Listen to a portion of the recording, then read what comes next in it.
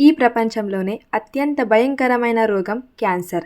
మనం ఉపవాసం ఉండటం ద్వారా క్యాన్సర్ నుండి కూడా రక్షణ పొందవచ్చు. మనం ఉపవాసం ఉన్నప్పుడు మన శరీరానికి ఎలాంటి ఆహారం కానీ నీటిని కానీ ఇవ్వం. కరెక్ట్గా ఇదే సమయంలో మన శరీరంలో ఒక గొప్ప అద్భుతమైన మార్పు జరుగుతుంది. అదే ఆటోఫాగీ. అంటే మనం మన శరీరానికి కావాల్సిన ఆహారాన్ని కొన్ని గంటల పాటు ఇవ్వనప్పుడు మన శరీరం మన బాడీలో ఉన్న డ్యామేజ్ సెల్స్ని అంటే పనికిరాని కణాలను తనంతట తానే శుభ్రం చేసుకుంటుంది.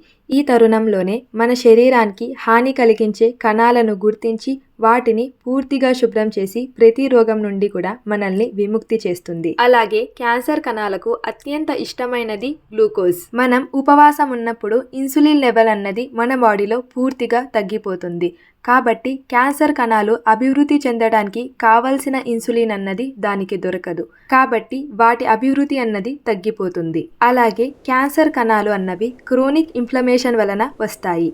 మనం ఉపవాసం ఉండటం ద్వారా ఇన్ఫ్లమేషన్ని కూడా పూర్తిగా తగ్గించవచ్చు. రంజాన్ మాసం యొక్క ఉపవాసాలు అన్నవి మనకంటే మన శరీరానికి ఎంతో అవసరం. కాబట్టి ఉపవాసాలు అన్నవి ఒక బరువు కాదు, అల్లాహుతాలా ప్రసాదించిన ఒక గొప్ప వరం అన్న విషయాన్ని తెలుసుకోండి.